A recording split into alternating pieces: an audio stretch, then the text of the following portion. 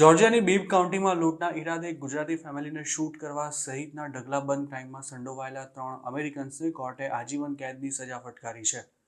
ત્રણેય આરોપીઓએ લિકર સ્ટોરમાં મેનેજર તરીકે કામ કરતા પિનલ પટેલની ફેમિલી પર ફાયરિંગ કર્યું હતું, જેમાં પિનલ પટેલ મોતને ભેટ્યા હતા જ્યારે તેમના પત્ની અને દીકરી ગોળી વાગવાને કારણે ઘાયલ થયા હતા. 21 જાન્યુઆરી 2023ના રોજ બનેલી આ ઘટનામાં પિનલ પટેલ પોતાની ફેમિલી સાથે ઘરે જઈ રહ્યા હતા ત્યારે રાત્રે 11 વાગ્યાની આસપાસ તેમની ફેમિલી પર ફાયરિંગ કરાયું હતું. આ ફાયરિંગને અંજામ આપનારા ત્રણેય લોકોએ માસ્ક પહેરેલું હતું તેમજ તેઓ જોર્જિયામાં અન્ય ગુનાઓમાં પણ સંડોવાયેલા હતા, જેમાં હત્યા તેમજ લૂંટનો પણ સમાવેશ થતો હતો.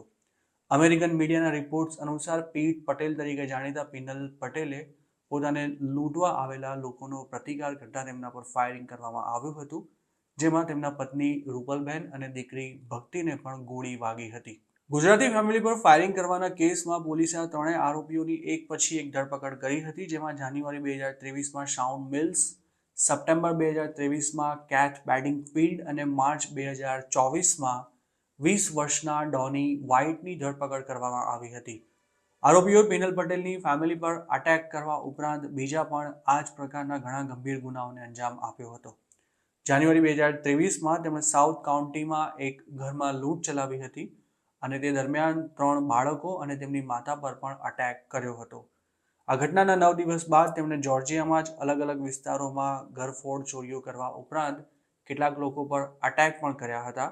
જોકે 20 જાન્યુઆરી 2023ના દિવસે પોતાની તમામ હદો વટાવતા આ ત્રણેય આરોપીઓએ પિનલ પટેલની ફેમિલી પર લૂંટના ઈરાદે ફાયરિંગ કર્યું હતું.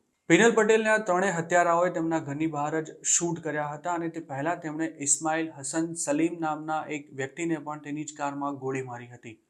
પિનલ પટેલની ફેમિલીને હેલ્પ કરવા માટે જાન્યુઆરી 2023માં યુએસમાં રહેતા ગુજરાતીઓએ ગો ફંડ મી પર ક્રાઉડ ફંડિંગ શરૂ કર્યું હતું, જેમાં $89,800 જેટલી રકમ જમા થઈ હતી.